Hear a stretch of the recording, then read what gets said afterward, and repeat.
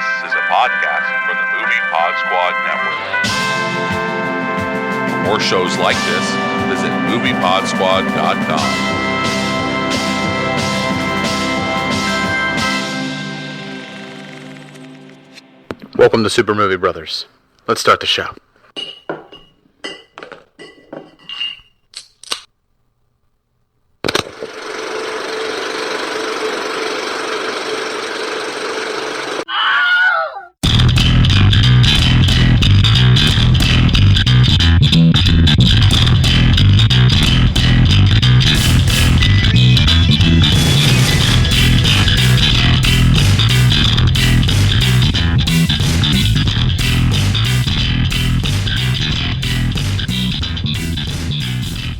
Welcome to Super Movie Brothers, episode 48. I am your host, Super Movie Brother Dave. I'm your host, Super Movie Brother Jay. You're still a little gun shy with it, huh? Ever since your super booby babies. The episode before our anniversary, and I still can't master it. Still can't master it. Gotta warm up the lips or something. I don't know what it is. So me and Jay got out to the theaters this week. We each saw It Comes at Night and The Mummy. Even though I lamented and said I was not going to go see The Mummy, I did see The Mummy. However, I'll be honest, I'm a pirate. I didn't see it, Jay. I didn't pay for it anyway. I walked from one theater to another. Just walked right in and just went, you know what? No one's going to care. So did I. No, honestly, I had... What if they send Tom Cruise after us? I had a small feeling, and you guys will find out later on in our mini-sode. If they send Tom Cruise after me... I didn't want to pay money for the Mummy, and I'm happy I didn't, because... If they want to send Tom Cruise after me, they better give him his magic boots that he wears on set, because I'm just going to laugh at him if he walks at my door. It's been one of those moments where, like, you know, like the movies where, like, they open the door and it's a little kid there, and, like, the camera has to pan down and be like, oh, it's a child. If you're going to blow hundreds and possibly millions of dollars to Scientology, you don't need my money. Sir.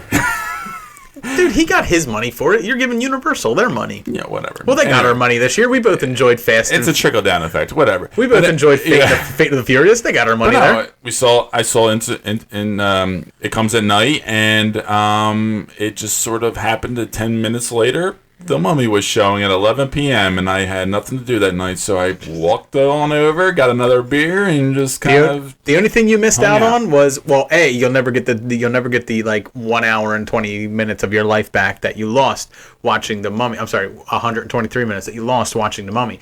But you'll also, you missed out on jerking off that night too, which you probably couldn't have done after you saw The Mummy because it was so bad. Limp dicking. I couldn't even do it the next morning. That was the worst part, because I like a little morning rum tug, you know what I'm saying? No, my balls are too like, no, just everything's just too gummy. It's just too weird. You're not a morning person? No, I like that. I like to be clean when I touch myself. What the fuck does that mean? I like to feel. I like that.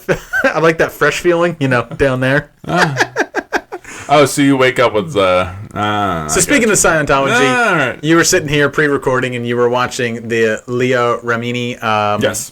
Her Scientology weekly documentary show. Yeah, on A&E. Yeah, where she's following a new a different person who's left Scientology and kind of telling their story. Well, in the midst, each episode you get a little bit more and more of her story as well. All true stuff, all documentary stuff. It's fascinating shit, man. It's really fascinating. It's one of those things that piques my curiosity because I find it so mind-boggling. It's just one of those things that don't. It's like Trump being president. I mean, it doesn't. It's just. It's amazing that it's here in this day and age, and it's happening. And you're just like, who thinks this is a good idea? Why is this happening? You think we would have evolved? No, but no. But at the same time, But Jake, that's the thing. That's why these people left, because they realized. She explains it in the show, though. She explains it. She's a second or third generation, I can't remember, Scientologist, man. Like, she was born into it. Many of the people who are Scientologists today were born into it. The people who were easily led into it back in the day. I mean, you got to remember when Scientology started in the late 50s and the 60s and the 70s. Everyone was looking for answers, man. The nation was in dire straits. They were in fear. It was fear. And, Christianity Christianity didn't have all the answers. Catholicism didn't have all the answers, But here was something that came out and it spoke to people in a way that nothing else was talking to them. It made them feel empowered. It made them feel like they could change the world. And at that time, things were kind of hopeless and people wanted to feel that power. So it kind of preyed on, it built itself on, the lack of morals and the lack of everything that was going on in the world at the time and on the world stage. I'm not talking about people in general, just talking about like on the world stage. And suddenly people felt empowered. They felt like they had a say in what was going on in the world. And they felt like they could do right. And the way it's set up, it's all they know. Right. They don't have any contact with the outside world. It's complete indoctrination. Everybody outside of Scientology is poison, and it's only going to tarnish their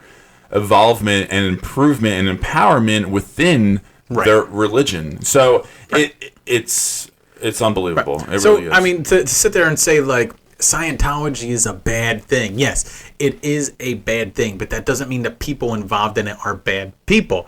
They're just misinformed people who have never had the opportunity to look out. I mean, you could sit there and say the same thing about other cults that are out there. Sure. You could say the same thing. A lot of people say the same thing about the Amish. And I'm like, are they crazy? No, that's just how they live their life. That's just how they're raised. The difference is, the Amish might be flocking people, but like it's less, No, look, it's just not. Look, they don't have the numbers or the money. I respect and I understand. I find these things fascinating because I feel like I was one of those people. I'm not going to get political. Where are you going with this? No. I'm just talking about, I was raised a Christian Lutheran boy. I was an acolyte, a crucifer for weddings. I was a Sunday school teacher. Like I was this kid, and I lived walking distance from the church, this small little church that I grew up in, and I was really active and involved with it.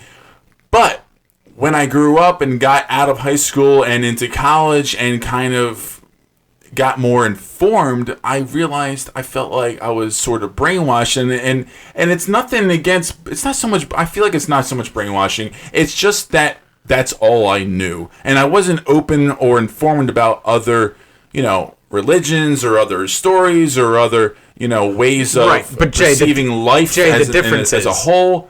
Jay, the difference is, you could have sought those things out, and there was no one to stop you from seeking that information out. Well, in Scientology, and you know me, I'm not no academic. Right.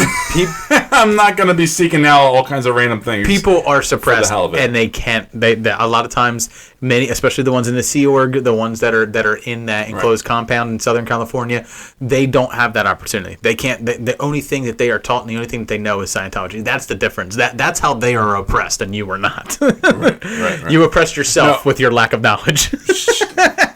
Thank you. That's a very good point. Yeah.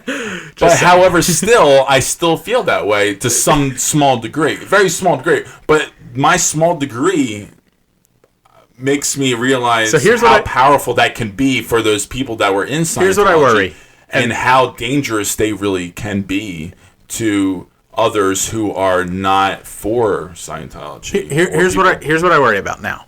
When I hashtag Scientology in this episode, we have to now. We're talking about this so much now. Are we going to be followed by PIs? Am I going to be followed now? Am I going to have to? We could be. This could help our followers. This is going to help our numbers so much. Not that. I meant our Twitter is mysteriously. Okay, so everybody, right now, if we mysteriously just disappear. Or if something happens, it's Scientology. Jay, what else did you do this week? Fight the fight, people. What else did you do this week? Movie Pod Squad forever. What? Anyway, so my buddy, he had a birthday. As everyone does once a year. As he does. And he wanted to go down to Philly and have a little shit show with the boys. And so... What's a shit show? Just a shit show, which is like, grown adults, like around 30-ish. Pretending to be 21. Trying to be... Yeah, exactly. You can't relive it. On a Thursday night. Yeah, you can't relive it. It doesn't come back. We actually had a pretty good time, but it was not 21-year-olds. No. I think we found that out at my bachelor party. By like 1 a.m., we were all like, it's about time to go back. And everyone's like, we got to close the bars down. Everyone's like, no. No. Let's leave. But I think Baltimore's not even really that kind of town. I mean, I'm sure it's around somewhere, but where we were at... No. Jay, what's the line in Bloodline? The secret to life, knowing when to leave. Kind of true, though. It is kind of true. You're 32. Stop trying to be 21. Yeah. Know when to leave. Wow. Well, it was an interesting night because, my boys, and we got pretty lush, and we're just throwing down many different kind of shots of tequila. We got into bourbon. We got into margaritas. We were getting into a whole bunch of different things, bar hopping around Fishtown. And then at the very end of the night, decided our one buddy, by the way, our one buddy who literally works down in Center City but lives up near us, stayed down there to drink, met a girl. I'm going to throw him under the bus because I don't think anybody listens to this podcast. Found a girl. He's got a girlfriend. Found a girl. Yeah. Brought her. Messed up. Brought her. I'm not naming anybody. Brought her. There's probably 4 guys there, so you just narrowed it down to at least 2. Yeah. He shouldn't be in that relationship anyway. Which is enough for any woman. She's Which is enough for any woman to go after that man, even if he's not the guilty party. It's enough ammo for someone to get questioned. Look. He brought her. He met her. She on her own will. I didn't see any shenanigans that could have been bad, for the relationship. But he did bring her to the thing. So it was the 5 of us, and we all hung out. And then we went to the Center City, went to the Happy Rooster bar. Really highbrow type of dive bar for Center City. Right, yeah. You know what I'm saying? Everyone's still in a shirt and We tie. stumbled across this fucking drunk lawyer girl coming back from some work party. She had 3 beers in her bag. She randomly heard us yelling and talking shit about the guy that had the girl because he was walking ahead of us, just racing to the bar for some reason. And she kind of dogged on him as well with us and gave us a beer. She went upstairs, go drop off our shit, and they met up with us at the bar. Later on, there's just nothing but suits and karaoke and just madness. More shots. This girl comes with us. I'm talking to her. Other guys are talking to her. She sits down with me, and all of a sudden, we're fucking making out. We're just full lock and load, making out. This is the girl that goes home with your friend now? No, this is that lawyer girl. This is that lawyer that lives in this fancy doorman fucking apartment complex. That we Fancy doorman? Yeah, a block away from the Happy Rooster. Do you want me to be the doorman if she ever comes over to your house? You want me to let her into the basement? It was just so random.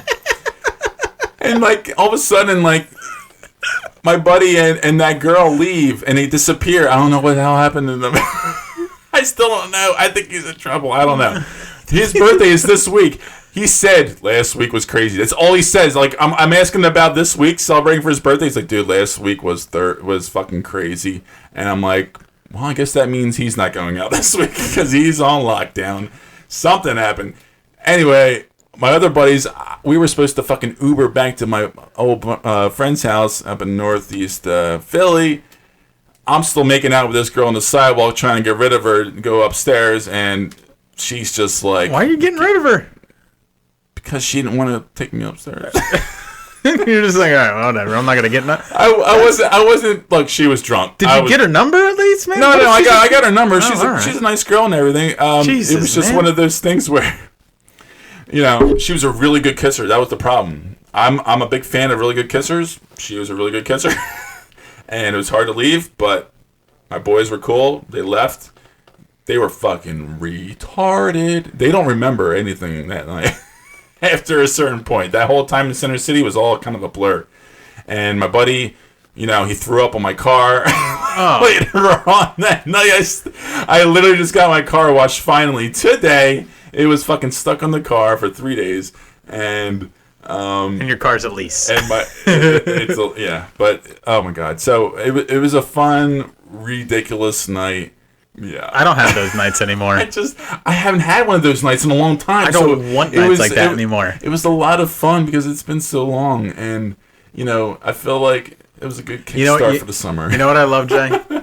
I love knowing that I can go out at night and not jeopardize my marriage. That's what I love. I don't want to jeopardize. You can pretty much get away with that around here, but when you go down in the city, it's all fair game. I'll tell you, it's crazy. So, I mean, for me, Lauren went out on Friday night. She went out with her sisters. I stayed home, finished the edit on the last episode, put that out on Saturday. But then Saturday, we got to go out. We got to meet our new co-host. Not for this show, though. Well, technically for this show. We're going to be doing, we're going to have once a month the Movie Cocktail Podcast. That's me and Jay's original podcast, Movie Cocktail Podcast. It's going to be coming back. It's going to be coming back, and we're going to do it. It's going to be you and I, and it's going to be Rob from the Fan Film Boys, and it's going to be our old co-host of Movie Cocktail, Mark. Now, we wanted to make sure that, we weren't oversaturating. We didn't want to start a whole new show because, let's face it, I'm the only one who edits out of the four of us. So I don't want to be editing 2 shows and have a weekly schedule for 2 shows plus a mini-sode for this. So it's just going to be a nice little, once a month add-on. I think I'll try to get it out on the first of every month is what I'm going to really shoot for. Getting it out on the first of every month. So, that way you can wake up. It's the first of the month. Yeah. So get up. It's the first of the month. Anyway. It's going to be a fun show. It's going to be an hour-ish long. Right. So the premise of the show. It's about one movie. Very singular topic. Oh, you're drunk. I can hear it. I kind of burped. Yeah. All right. So it's that shitty beer I'm drinking right now. So here's the idea. It's our retrospective series. It's called Movie Cocktail. The whole point of it will be that one of the hosts will pick a topic of the week. So this first one is it's just 90s action and adventure. So yeah. The choices were Independence Day, Jurassic Park, The Rock, and The Mummy, 1999. Yes. Those 4 are up right now. People are voting on them. Right now, Jurassic Park is in the lead, which is exactly what I expected. So that's not bad. First episode will come out with Jurassic Park, which is pretty cool. And then, so that was the subject I picked. Now, the next one, I'm going to do it alphabetical order. I'm Dave, so after Dave is Jay, then Mark, then Rob. So you'll pick the topic. Then what'll happen is you throw one movie in, Mark throws a movie in, Rob throws a movie in, and I throw a movie in. That's 4 movies. We put a poll up on Twitter. The one that makes it wins. Now here's the caveat. You who were throwing up the topic also have to come up with the themed cocktail to go along with that movie. Hence the name Movie Cocktail Podcast. Exactly. That's so Dave this coming week is making the cocktail for our episode. And I had some missteps. So a lot of times what I do is I'll take a cocktail that already exists and then I'll play with it a little bit and I'll play with it until I make it delicious and I make it my own and I change it a little bit. So I found a recipe. It was called the Velociraptor. Fantastic. Perfect. Let me try it. Okay, what's the ingredients? 1.5 ounces of vodka. Bing, got vodka. 4 tablespoons of chicken broth. All right, my eyebrows raised. Let me try this.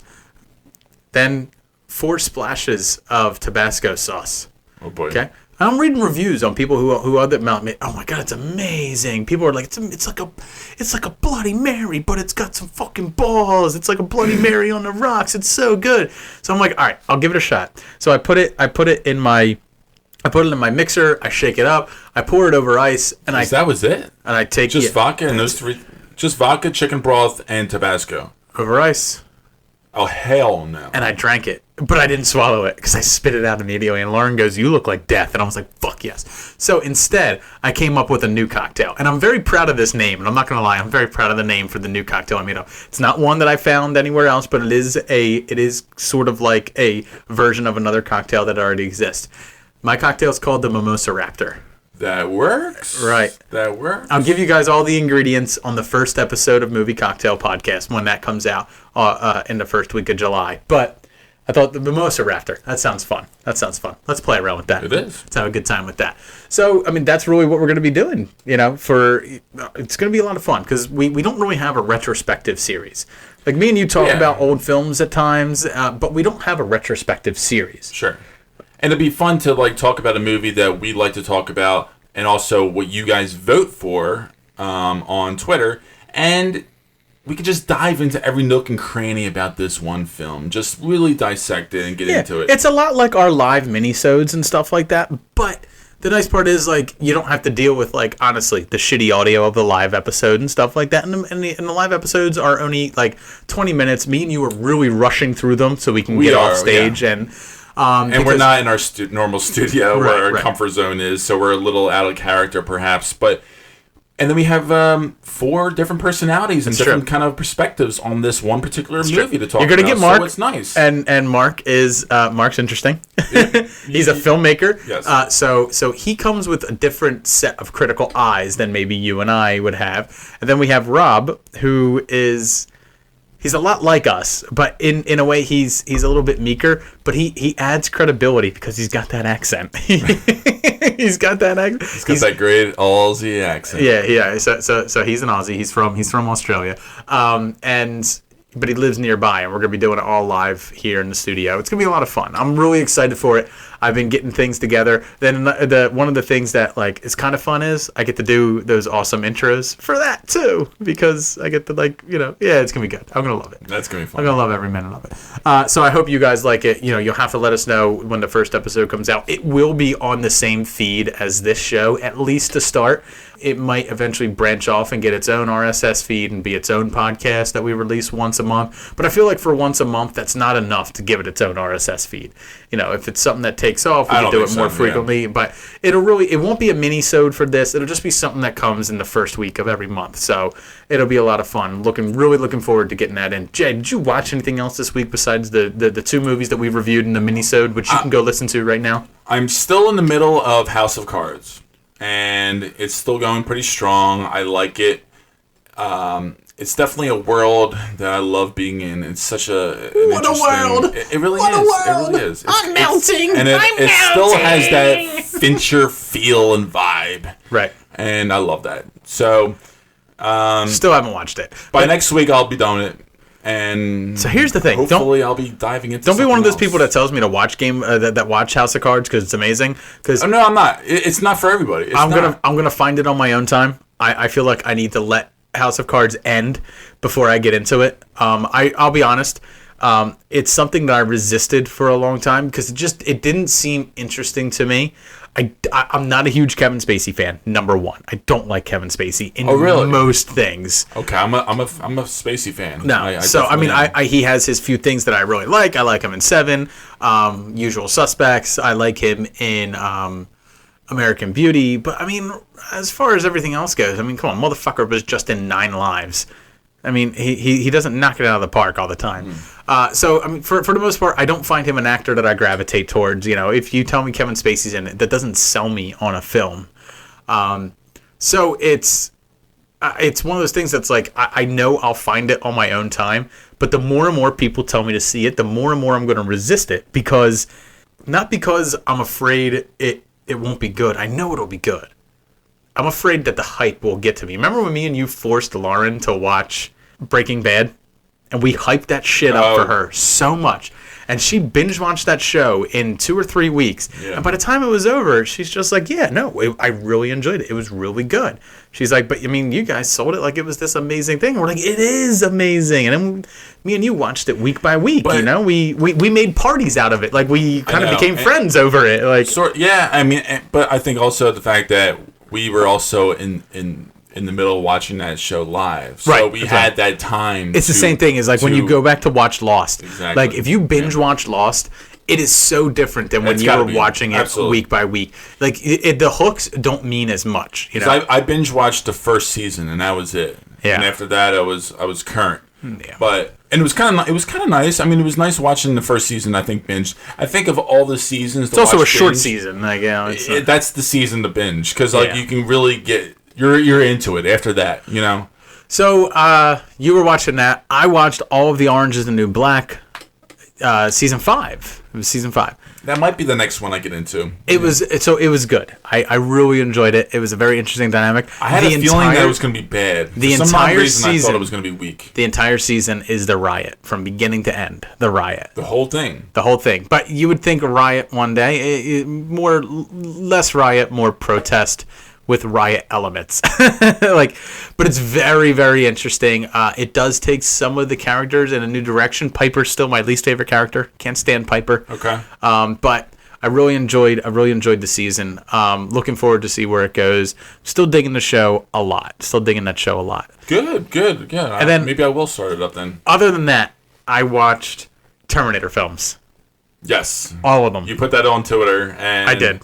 There was an interesting poll. I did do a poll, yeah. So I do love my polls and stuff like that. So I'm watching all of the Terminator films, and of course I started with 1984 Terminator, which is fucking fantastic, fucking phenomenal film. It is like perfect action, man. Like it has those chase scenes that are just so like he is like the perfect bad guy. He just slowly walks towards you, and it doesn't matter what you do, he's gonna get you. Like it's amazing. The whole dynamic of Kyle Reese coming through time, and like how his feelings for Sarah Connor might be sort of like indoctrinated by John Connor. Like there's that little subtle thing where he gives him a picture of her long before he sends him into the past, and he comes to the past to save her, and he's already in love with her. Like I love like these little things, and I love the way how everything that happens in A84 one sets up for Terminator 2 Judgment Day. Like the chip that was inside the T-800's head from the original Terminator is what is giving Cyberdyne the power now to create Skynet. It's almost like a self-fulfilling prophecy. And they also still have the arm. And Arnold is so fantastic, more so in that second one than he was in the first one. He was. And the whole Sarah Connor, what she's become, where that's very believable. The fact that someone would hear all this stuff about the future, find out that it's real, and then be the only person that knows it would drive you mad trying to get everybody to believe you. Oh, it would drive you crazy. Absolutely. I absolutely love that film, and the chase scenes in that film are so fucking like suspenseful. Like the T-1000 chasing them down, like every part of that film is just one of the most perfect action films ever made. And that's one of the last good things I can say about the Terminator franchise, because then we get Terminator 3 Rise of the Machine. I didn't finish it. I hated it.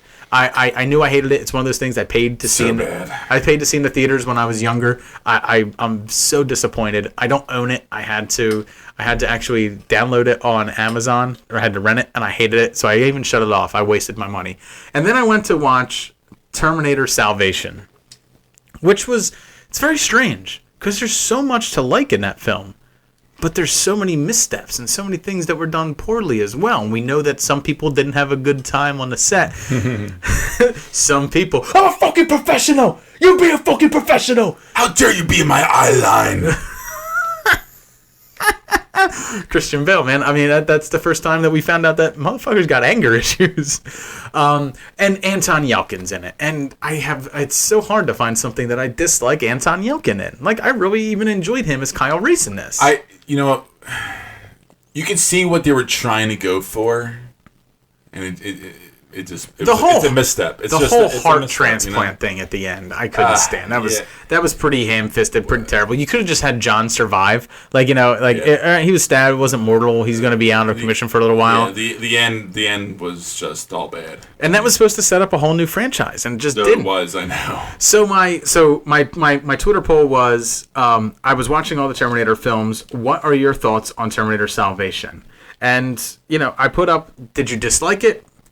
It's better than Genesis. So bad that it doesn't exist. I actually like it.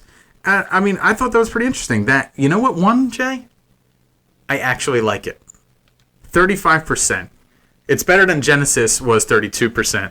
It's because people have a bad taste in their mouth from all the other previous movies. 12% comes back so bad it doesn't exist, and just dislike it was 21%. And like you said, T2 is the last really good one. Yeah, I mean that's true. It's the last one that you can look at and say like, no, that one was that's unobjectively good. That's good. the real Terminator. Yeah, the first one and the second one. And here's the reason that like I'm bringing it up is because I wanted to go back and take a look at these and just see like how we got to the point that we got to in Genesis. Like Genesis is just so bad. I did end my watch-a-thon with Genesis, and I really, really fucking regret it because I hadn't seen Genesis. I had heard so many bad things that I stayed away. I haven't either, and I refused to. But Jay, it's just so fucking bad. Like, everything is a misstep. The trailer is horrible, so I couldn't even get into watching the movie. It took away everything that made the Terminator and T2 interesting. Like there was none of that slow, methodical like chase. You know what I mean? There was nothing to build suspense. Everything was action set piece chase to the next action. I mean, they chased through a fucking city on helicopters for Christ's sakes. Every studio action movie has gone to that point. The marketing gave away that Just John like Connor Alien. was the bad guy. I mean, it was all about. I think Epic Film guy Nick said it best when I was talking to him about it. He said they were trying to do what 2009 Star Trek did for Star Trek, but do it for the Terminator universe. They were trying to do sort of like this soft reboot where everything you saw before can still exist, but everything that's going to come after it is brand new and in its own separate universe. That's what Star Trek 2009 did. That's what they're trying to do with Genesis. They're starting a separate timeline that exists unto itself so that everything that you saw, all of Cameron's films, can fit in there, but everything else is going forward. It's completely changed. It just doesn't work though. It just didn't work. They didn't sell that point enough. Instead what I felt like, it was like I had painted a masterpiece and now I'm watching some fucking child finger paint all over it. Like that's what it was like. It was like watching, it was terrible. So what other people had to say was the Countdown Pod, Paul from there said, saw it once, disliked it, have no plan to ever see it again. Video Negative at Video Negative on Twitter said, gave us the bail rant. That's the only good thing about it. I'm a fucking professional. Suddenly Double Deep at SDD Film Pod on Twitter said, I like that it dared to be different. The time travel thing got stale. It's a shame Bale was ill-suited for the role of John Connor. At Movie Geekcast, that is our buddy Justin over at So I Married a Movie Geek. He said, saw it on our honeymoon. Massively bummed us out.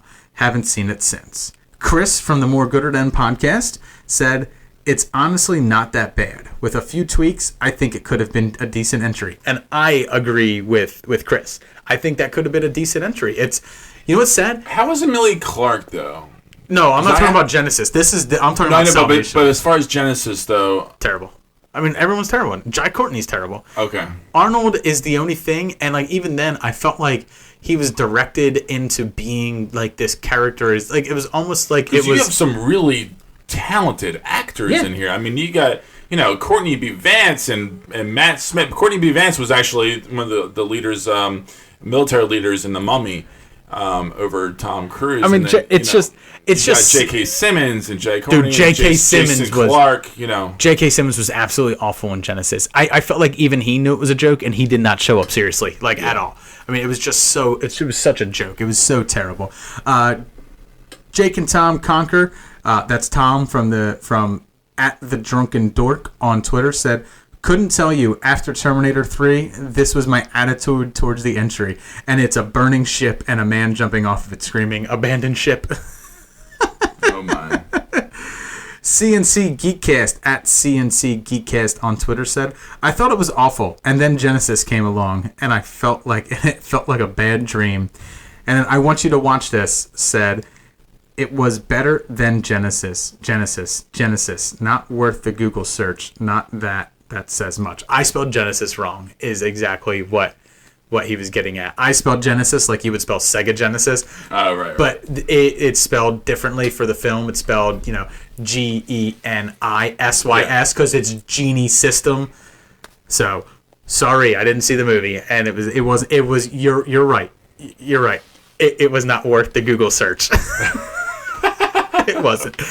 But anyway, it makes me sad to see like a franchise that's beloved just become something that people pump out. You know what I mean? It's like the goose that laid the golden egg. It's like you get two great films. Cameron builds a career off of one of them, and then you keep giving them to these shills of directors like Mick G for Terminator Salvation. Awful choice. And he put this out on 4th of July.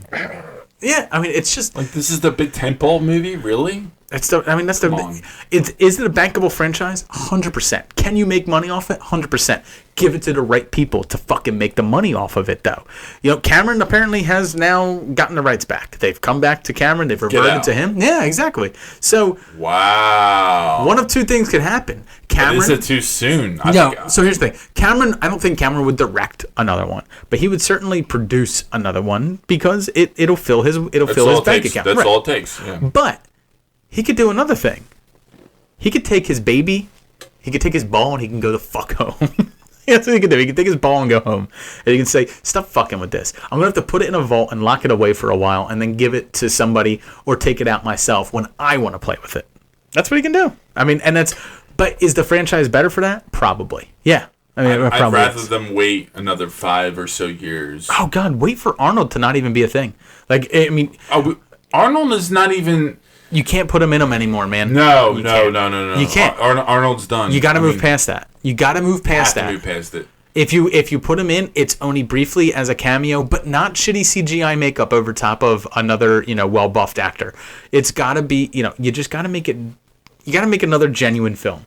I mean, you got to make another film like the Terminator films, but you do it differently. It's a different story. But that's what I'm saying. Like, you have to give it space, give it time. But you can't make it this big, action set piece CGI fest that's happening on screen. That's the great thing about this fucking franchise. It doesn't have to be a big blockbuster. It doesn't. No, it's not that kind of story. It can be a small story, and the thing, there were these smaller stories that's about the survival of people and. Who's the director that did Godzilla? Gareth Edwards. He should be the next director. He did Rogue One, man. That motherfucker's all about scale. That motherfucker's all about size. Dude, he would have a Terminator that's the size of a skyscraper. But he did scale on a minimal budget called Monster, the movie. Yeah, he did. And that's really got him notarized. And monsters, to stop those monsters, 1, 2, 3. Here's a brand new plan that's guaranteed. It's got Paul Anka's guarantee. Guarantee void in Tennessee. Just don't look. Anyway, that's from The Simpsons.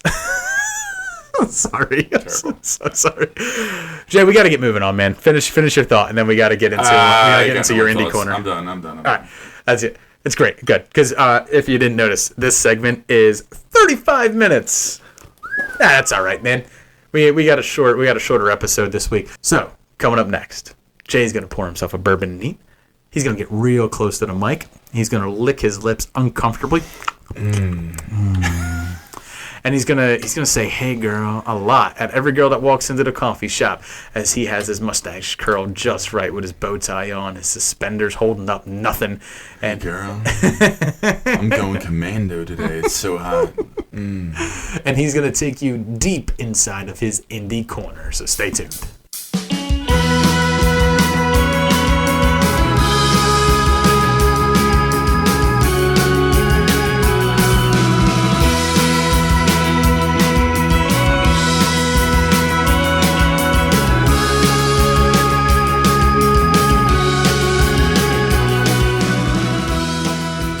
Welcome back. We are deep inside the hole of Jay's Indie Corner. And it's a dark motherfucking hole.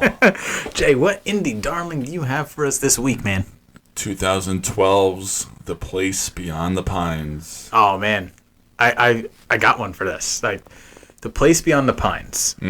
So, it has Ryan Gosling in it, right? It does. This is a story about a young man named Jay who falls in love with a motocross rider that he meets in the woods in the Pinelands of New Jersey. Okay. And one day, they strike up a conversation. They're hitting it off. And it turns out that both of them are gay. But many people in their lives wouldn't accept them if they knew this. So Ryan drives Jay on the back of his motocross bike through the pines and to a abandoned shack beyond the pines, where they can meet and they can caress each other and they can be so gentle with each other. Like a Pine Barrens version of Brokeback Mountain. Yes, it's the Pine Barrens. It's the Pine Barrens version of the Brokeback Mountain. But Jay, there's something dark that lurks in the woods of the Pine Barrens. Is it Ben Mendelsohn? It's the Jersey Devil, man. It's my shadow. But really, what this movie is really about, it's about survival. It's about love between two men. You are clearly, the more feminine of the two, and Gosling is he's the ace who likes to put it in your hole. Yeah.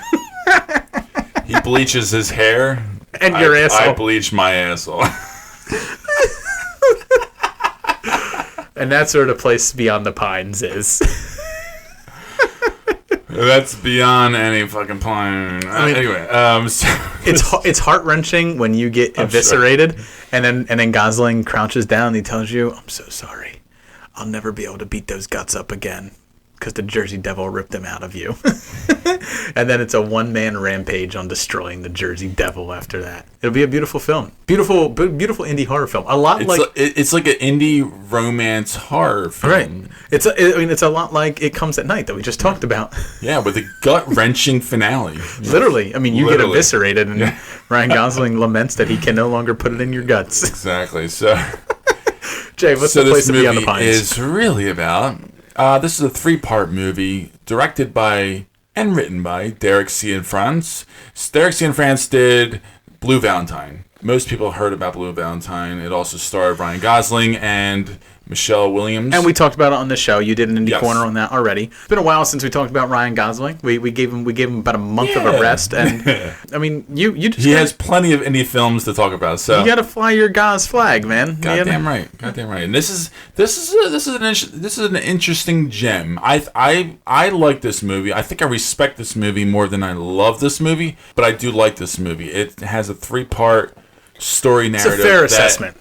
Yes. So it's kind of like a hybrid between like what films like Crash and Syriana where it's like all these people come together in the end. You know, like their stories are separate until they come together. This is and a little they're all different. Sort of linked. Right. This is a little different. This is almost like 3 vignettes that all have the same characters kind of interweaving with them, but each one follows a different character and what their connection to this one event really is. Yeah. It's got a bit of an epic scope to it, and a lot of, the story is essentially, the importance and the legacy of fathers and sons weighs heavy on the story narrative. And an alum of Bloodline is in it. Yes. Director Krennic. That's true. And it's one of the first roles I remember seeing him in before Bloodline, and obviously before Rogue One. But he was also in The Dark Knight Rises. And it even has the late Oscar winner Mahershala Ali. I mean, he was beat up by Ryan Gosling's character.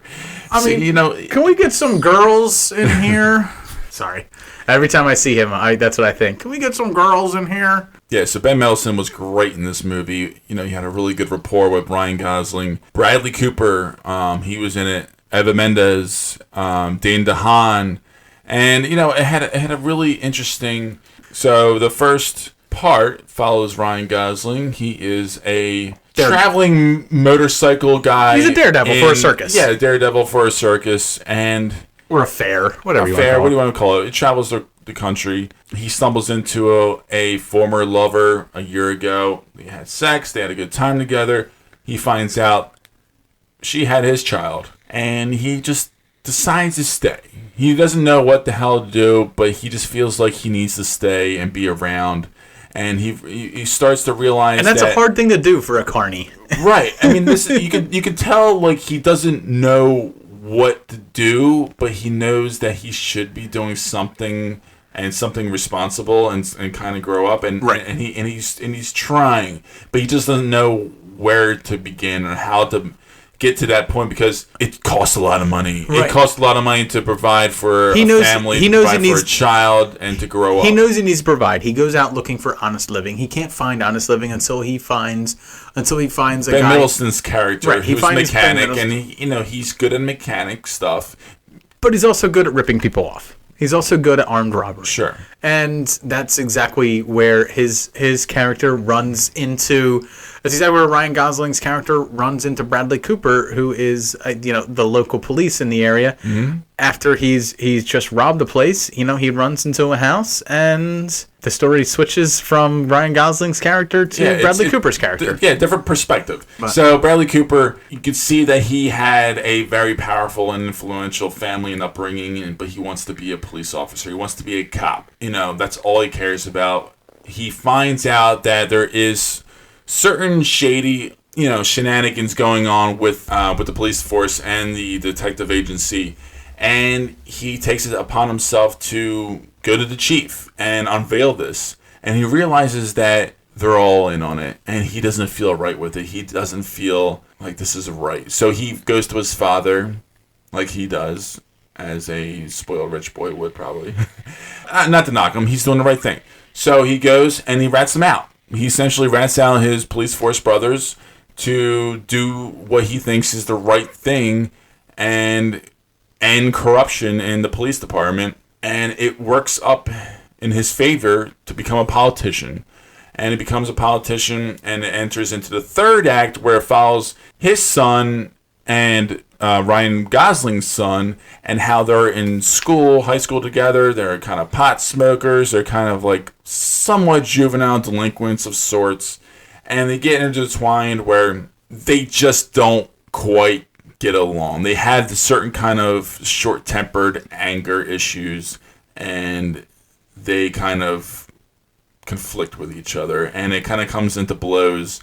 And their stories linked back with their fathers come together, and that's the film. Jay, I'm not gonna lie, it's getting a little boring. Tell us what you like about this film. Tell us what you like. Don't just I know I got a little sidetracked talking about the whole structure and story format of this movie. It's an interesting format in that it's like three big nets that all come together. That's first of all, it's very experimental. It's a very long movie. It's like 2 hours and 20 minutes long. It doesn't feel long though, because you're getting it broken up into 3 separate stories, so Correct. It doesn't feel long. Correct, but it has a big scope, and it's really well executed as far as acting, cinematography wise. It looks beautiful. It's really raw. It's one of Dane DeHaan's best roles. Sure, it absolutely is, and also, it shows an interesting, subtle range to Bradley Cooper, because I think if you really go back and look at Bradley Cooper can be easily overlooked in this movie, but he does a very subtle and solid job at really trying and having this conflict within himself. He's trying to deal with it. He doesn't know how to deal with it. And he's trying to do the right thing and be a good man during these issues. And as far as Ryan Gosling's character, he's just this awesome wild card guy. Jay, but you're getting into what the true crux of the story is. You're getting into two guys who did wrong while trying to do the right thing. And that's what it's all about. Ryan Gosling was trying to do the right thing until what happened to him happens. And then Bradley Cooper, being the one that caused that, is trying to do the right thing. And they're all doing it in service of this kid who winds up becoming his father anyway. And not because of genetics, not because he was predisposed to be that, but because everybody was trying to do the right thing. And the pathway to hell is paved with good intentions. Yes. That's what the whole crux of the story is. I mean, that's what this film is all about. It's about everybody who's doing the wrong thing for the right reasons, and how that can wind up decisions producing of a problem. Previous generations and fathers have repercussions on their sons and other siblings. Yeah. It's actually a very well done story, and I like that it's told in 3 separate stories to tell, ultimately one story about, a baby growing up. Consequences. Right. Yeah, it's extremely well done, and I mean it does drag a little bit in its runtime, and it does have some down moments, but I really appreciate it, and I was really Ben Mendelsohn is disappointed by the release, because this really was kind of muddled and thrown under the radar, and it came out in like late spring. And this was not a appreciated or taken care of property, which is surprising by Focus, because I usually praise Focus features. Just admit why you really like it, because this is Ryan Gosling as the bad boy. Ryan Gosling with tattoos, all tatted up, shirtless, just riding first of all, motocross. That opening sequence was sick. I mean, that one shot of him just butterfly knifing, just shirtless. You went and then jabs it, and then you see this whole sequence where the camera just follows him throughout this whole circus. Yeah, that's pretty cool. All the way into his motorcycle, and seamlessly it looks like he goes around the globe of death, into the globe of death with 2 other motorcycle riders. It's crazy how they pulled that off. I mean, it's really impressive. It's all one shot. And it's nice. all one shot, and it's so well done. And you've been practicing your butterfly knife so that when you finally meet him in your Starbucks in LA, you can be like, wait, Ryan, I've been practicing this, and then you're going to be like doing it, and then you're going to cut your finger, and you'll be like, ow, and he's going to be like, I can take care of that for you. Let me suck on that for you. And then he takes you back. He takes you back to his palace. Stop making me go fucking dirty on show all the time. Dude, you're the one that said that someday you're going to meet him and you guys will just be best friends. You said that on this show. I said best friends, not lovers. Hey, the best lovers are best friends. My best friend is Lauren. Like, I mean, it's the way it works. So coming up next, me and Jay got 2 beers from Weyerbacher Brewing Company. We want to keep it PA this month, so stay tuned.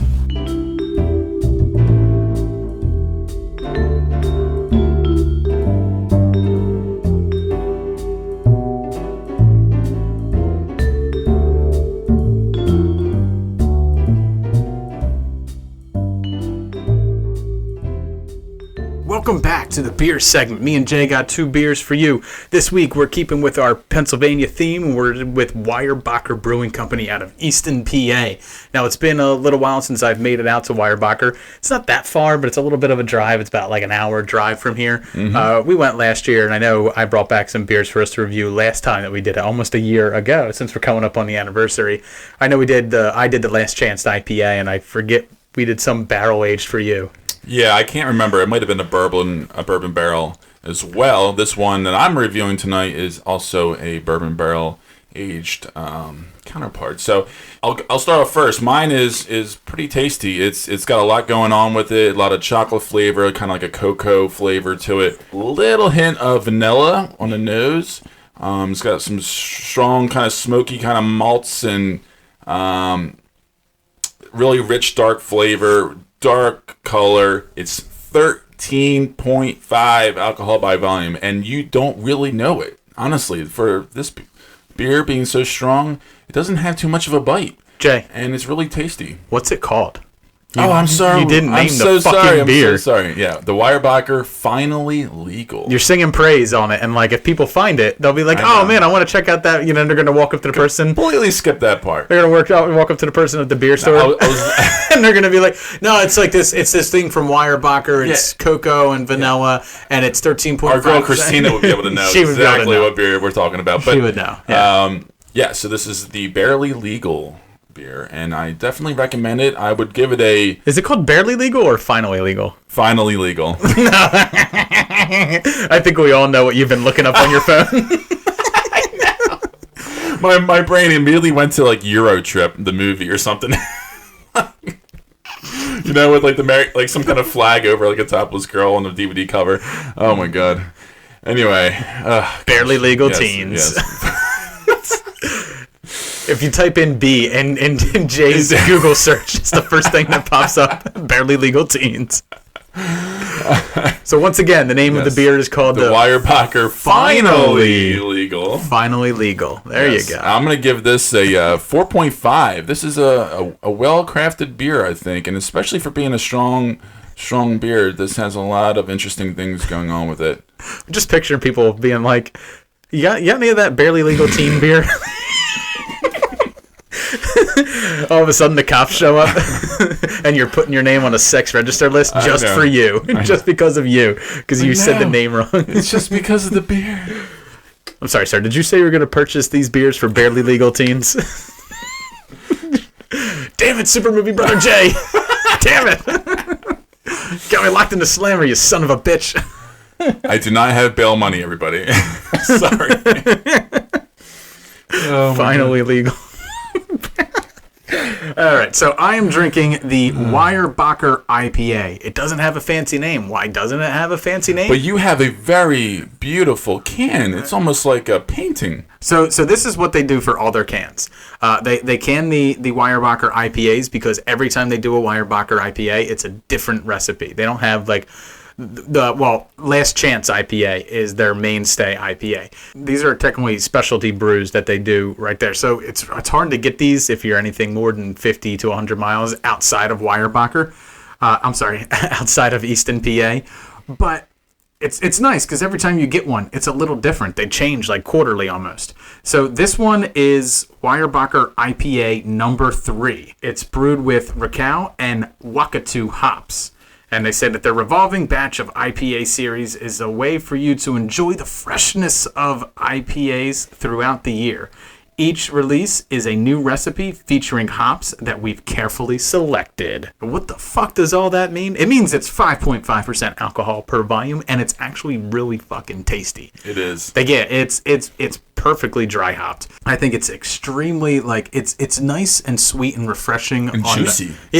on the front end, and then it's extremely dry on the back end. It's got that nice blend of citrus with just a small hint of piney. Like, I like pine, but I don't like it to be really piney. I'd rather it be a little more citrusy than piney, and this really hits it up front. Like, and it's really good. I mean, I've had better IPAs, but I'm really happy with this. I'm just kind of sad that, like, you really can only buy this by, like, you could do like a 4-pack of it, I think, is the most you can really get of it, and they only come in the pint cans. So, Oh wow. yeah, I really like it as well. That's a strong 3.5, I think, for me. it's a 4.5 for me all the way. Oh yeah. It's not perfect, but 4.5. I mean, I like it a lot. Wish I was contemplating that or a 4, because I mean, as far as IPAs go, and especially this kind, I mean, it has a nice cloudy kind of yellow look. Oh It's yeah, an interesting look. You know, we don't see this kind of color for IPAs usually. oh, it's straight up unfiltered. Like, it's, Yeah, but it doesn't have that kind of unfiltered taste, really. it's you know, it's just raw dogging in my mouth. It's like you raw dog the fucking citrus piece of fruit and A just, barely legal teen, and now you have to tell her father that you got her pregnant. I'd rather go to jail. That would be horrible. So that's going to do it for the beer segment tonight. Stay tuned, because me and Jay are going to be getting into a brief but very fun trailer park. So stay tuned.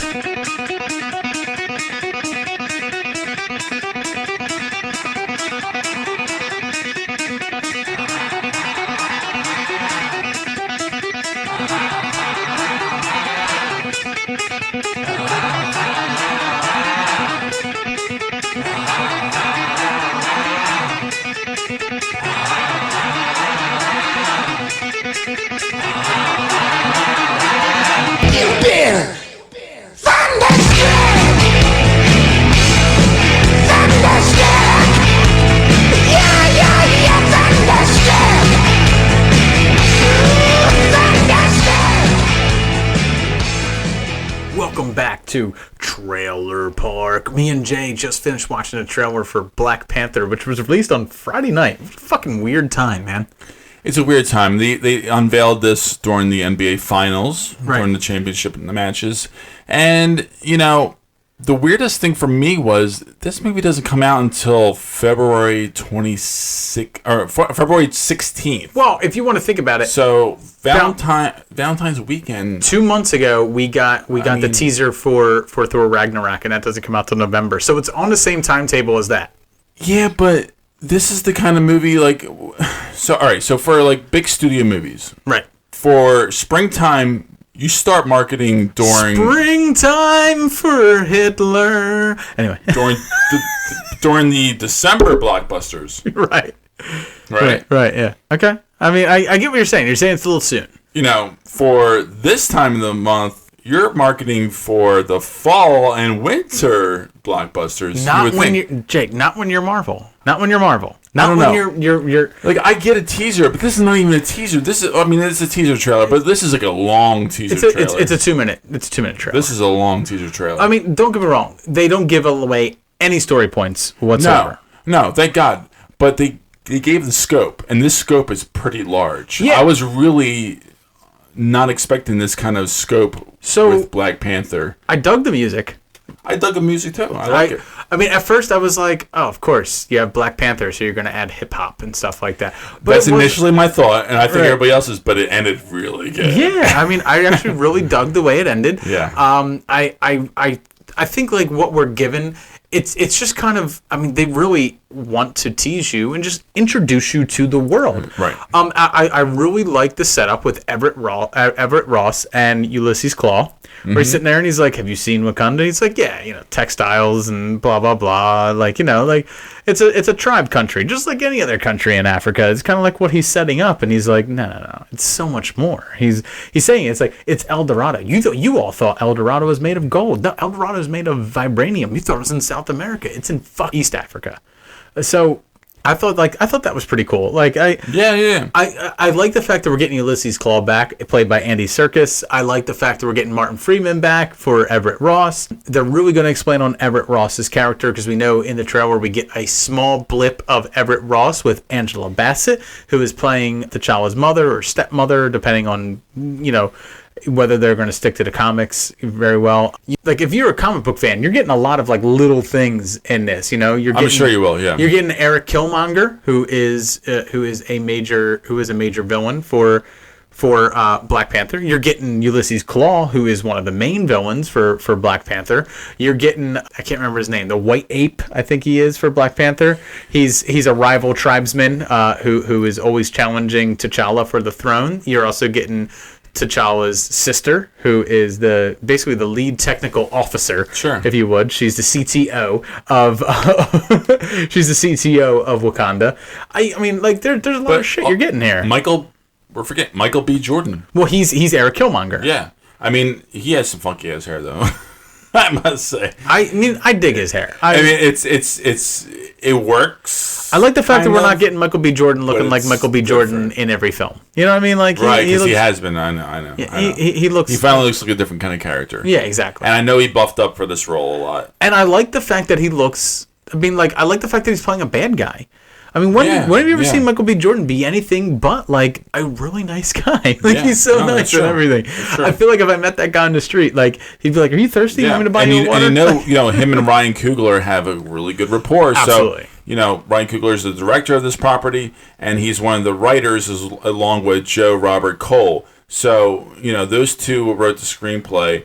So, Jay, this film has a predominantly African-American cast, and it's probably the first time that an African-American cast has been in a movie of this size, of this budget, and it's been predominantly African-American. And I'm not saying that as if it's like a negative thing. I'm not saying it as if it's like a positive thing. I'm just saying it as that is a thing. That is a fact. Sure. We could talk about, Wonder Woman in what we reviewed last week and stuff like that. This is the first time that a female was portrayed not just predominantly in a strong female role. It was the first time that we really got a female-led superhero film. She wasn't just a part of the gang. Right. She was the antithesis of the story. She was the movie. She was the superhero. Right. Yeah. And we're kind of getting the same thing here. It's really the first time that an African-American cast has been pretty much also the story and the world. It's not just the character itself. Well, that's what it's central to the story. It's central. Right. So it doesn't feel forced or anything like that. It's just central to the story that it be that way. And I think that's actually pretty phenomenal, because it in no way is doing anything that it's doing it without political agenda, without political malice. Now that stuff might be peppered in there in minor themes and stuff like that, but the fact is, like, here's this big budget film that is predominantly African American, takes place in Africa, and there isn't a white guy in the role. I mean, the last time I could think of something that was like this would have been like Blood Diamond, and even then, the lead guy was Leonardo DiCaprio. Was white as shit. I know, and I actually look forward to it, because I really dig the world that they're setting up here. I dig the world that they're setting up. I love the fact that, like, it's almost like this hidden oasis of technology and power. I love it. I love that scope. I love that story. I love that idea. It's one of the things really interesting. And it makes a lot of sense, actually, right, too. No, it's one of those things they set up in the comics. Like, they always talk about in the comics how Wakanda is this great technological country and stuff like that. But it's nestled in Africa, and it's not what people would necessarily associate with Africa, and that's it really, like, breaks down that wall. Vibranium is what exists there, and that's really the whole reason that Wakanda has become so technologically advanced and so far ahead of everywhere else in the world, technology wise, is because of vibranium. And it really makes up Black Panther's suit. It makes up their entire economy. It makes up, the reason why someone like Ulysses Claw so valuable, is branded a thief, because he says it in the trailer when he's talking to Everett Ross. I'm the only one who's ever seen it and lived. But we saw his scars in Age of Ultron, where he was branded a thief and everything like that. So they're really tying in their own mythology now, but not just tying it in, they're flushing it out. Sure. And it seems like, at least for me right now, it seems like I'm hooked. Now, like I said, they're not giving away any story. No story is being given away here whatsoever. You get little hints of maybe of what a character's role in the film will be, but you're not getting a real story. So what do you think about the visuals? No, so I dig the visuals. I mean, like, I can tell it's 90% CGI. I can tell most of this was filmed on a blue screen. Right. I understand that it's really hard to film this stuff practically anymore. I really understand that. One of my things were the last scene. The last scene with the car was so, computer generated. And it was so already reminiscent of something we've already seen Black Panther doing. Exactly. And I understand that, you want him to have like that kind of Panther kind of action feel and like, his capabilities. But slow-mo with a less than par CGI, come on. I mean, from what I heard, well, hold on. Somebody saw this on a HD fucking TV and it did not look all that great. It looked kind of cheesy. You already were talking about how this may have come out too early. They're probably not done with post-production yet. I know, so why would you fucking put out this trailer? That's my point. So, like, I think they just wanted to kind of, Can you point to anything in the MCU since Avengers that has been bad CGI, that has really taken you out of the film? Honestly, I can't either. I can't really. No. I don't think it's bad CGI. Everything fit the world. Is it overused CGI? Maybe, possibly. Sure, because, we're talking about Marvel. I mean, and it's just, it is what it is. And you can't do Marvel movies justice 20 years ago. I mean, this actually, what you're getting into gets a little bit into, like, what I was getting into. I'm not worried about it, because guess what? Next February, this movie is going to be fucking the tits. So, Jonathan, I'm gonna be really Jonathan Landis, the director, right? Sure. All right. He made a statement this week in an interview. He basically stated he's tired of Marvel. He's tired of films of this ilk. And in his statement, he said, "I'm bored shitless with the Marvel Universe now. All the superhero movies tend to be interchangeable. You always have these mass destruction of cities and huge computer-generated extravaganzas to a point where you could take a reel from any Marvel superhero movies and put it in the others and nobody would ever notice.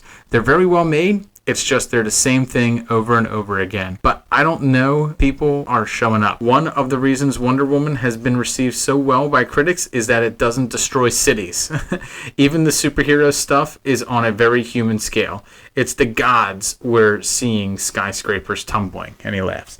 So, really, he's kind of echoing a little bit of what you're echoing right now and kind of a little bit of what I'm echoing. Where, it's almost like, can we scale down a little bit? Because it feels less of a personal story when you have this type of extravaganza going on. It feels far less personal of a story. I get that it's a superhero, so things have to happen sort of on like a grand scale when you're dealing with a superhero. But at the same time, I do feel that it does kind of go too far at times. In this trailer, I don't see anything that goes really too far, though. There's no cities being destroyed or anything like that. No. I'm really interested to see in the story that they had to tell about the Black Panther, because for me, as far as comics go, the Black Panther is not all that interesting. I find him more interesting when he interacts with other characters, because he is so intelligent, he is so technologically advanced and stuff like that. It's almost like he thinks on a way that is above all of them, and that adds to his kingliness, that adds to his intelligence and stuff like that. But when you get a Black Panther, that's what you notice in that movie, is because you can tell that he is from almost like a different era. Right. He is so beyond. There is an arrogance. There is an arrogance in his regalness. As you would expect. But he's a king. Yeah, of course. Right. There's an arrogance to him, but he's also a king, and that's one of the things that, like, the scene in Civil War when his bodyguard move. No, as much as I would like to see that, it's almost like he feels he's better than you. He knows he's better than you, and he doesn't have to prove it. Right. But he will if you make him. Right. Love it. Yeah, love it. And let's just talk about Chadwick Boseman, man. He's a star. I love him. Yeah, I really love him. I think he's perfect. I think he's perfectly casted. Carries a presence on scene, but he's not seen in this trailer too much. Speaking anyway. Right. Well, but I don't think they really need to. I think because for the most part, they're selling this property for the world. You want to Exactly. set up the story. You want to set up the world. Exactly. You don't have to worry about the character because you're going to get enough of that. We were already introduced to T'Challa in Civil War. Yes. We're now getting introduced to the world T'Challa comes from. So that's what this teaser trailer is. Later on, we're going to get character trailers. We're going to get character trailers Of probably course. for Eric For Kilgrave. multiple characters. Yeah. We're probably going to get them for Andy Serkis's Ulysses Claw, and we're definitely going to get them for Chadwick Boseman's Black Panther, because we have to know what makes this guy tick, right? We have to know, after his crusade and his mission was completed in Civil War, we have to know what keeps him going, or what his next mission is. The only thing I wonder is, not even a hint of it, not even a little. It's a teaser trailer, so I get that. What month do you think we get the trailer that reveals that Winter Soldier gets woken up? How long before that happens?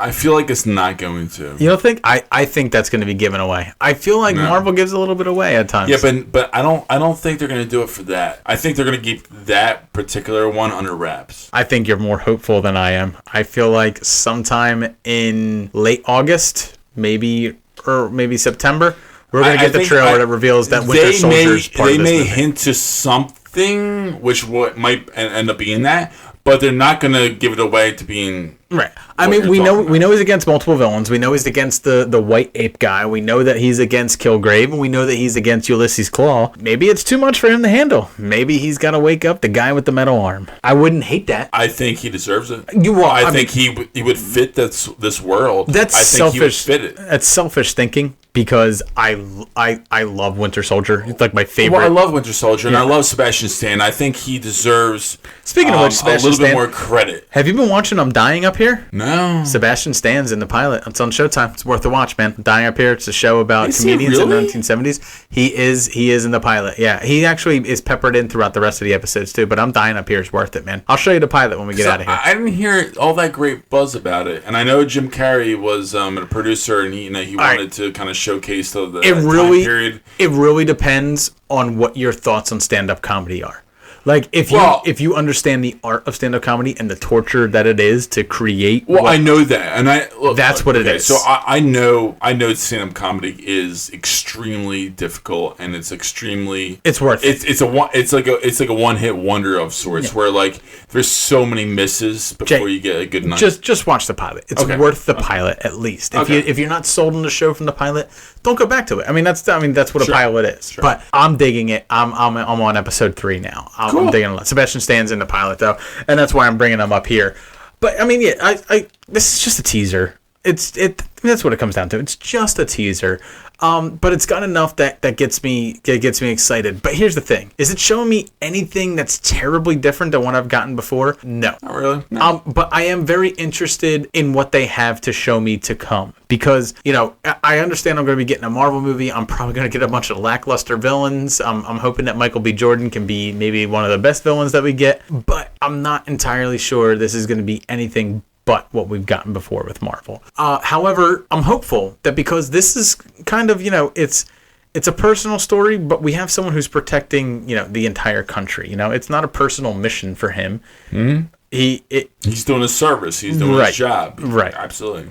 So I'm kind of hopeful in that we can get maybe some different political views in there. We can maybe get some different character portrayals. I'm hoping that we can get things maybe dialed down a little bit, and maybe more of a personal story. I would love to see a more personal story for T'Challa than I have gotten for everybody else. I feel like we're gonna go there. Okay. Because in Civil War we got that with him, right? Right. Yeah. His story was way more personal. In many ways, more than all the other characters, except for Captain America. Right, but for the most part, from when we introduce him, that's extremely personal. Yeah, exactly. I mean, and right from there, you understand his storyline for the most part, and he's a through line that trickled in throughout the whole movie, all the way to the end. And I think this movie, I think you're going to. I really do. I mean, and there's endless possibilities. And then we have Ryan Coogler, who has a great knack of storytelling and character in his resume. So I think he's going to be able to deliver that. I only worry that Marvel, and I'm not saying Marvel's bad, I'm not saying Marvel's gotten to people, but I'm saying I hope that he had voice enough to not make another Marvel cookie cutter. And I'm not saying that as like a bad thing. Marvel produces great Sure. films. We've reviewed them very high. We enjoy them. I enjoy them. But we a know lot. Marvel. We know how they are. And, Right. It's They a very have good possibility. a singular vision to move it towards. And I loved Creed and I loved Fruitvale Station. And I'm really looking forward to. That's the only Black two Panther. movies that he's made. So he very well could be pushed aside. But you don't know. But right now, everything looks great. And it looks promising. So we have plenty of months of advance before this movie comes out. But So far, I'm looking see. to February 2018. So. exactly, me too. So thanks a lot for listening to Super Movie Brothers tonight. I have been your host, Super Movie Brother Dave. I'm your host, Super Movie Brother Jay. You can follow us on Twitter at Super Movie Pod on there. You can find our show on iTunes, Stitcher, Google Play. You can find us even on Windows. You can find us on Last.fm. You motherfucker, you can find us fucking anywhere. But what you really should be doing is if you enjoy the show and you listen to us on iTunes, is going onto iTunes, leaving us a 5-star review. That's how our show gets seen. That's how we get found by more people. That's how we grow. That's how we get better. That's how we just really want to make the show the best possible show that we can make for everybody. So go there, leave us a review. We're also part of a network. We're part of the Movie Pod Squad Network. You can follow the Movie Pod Squad Network at Movie Pod Squad on there. You can also follow us on the website, www.moviepodsquad.com. There you can find all of our written reviews from other Movie Pod Squad brothers. And then you can also find things like YouTube videos and stuff like that. Jay wrote a review for It Comes at Night that should be up on the website by the time you're hearing this episode. So if you're on the fence about whether you want to go see that film or not, go check out It Comes at Night, written review by Jay, or just check out our mini-sode that was released earlier this week where we reviewed It Comes at Night and we also reviewed The Mummy. So thanks a lot for listening. Have a wonderful night. Cheers. Cheers.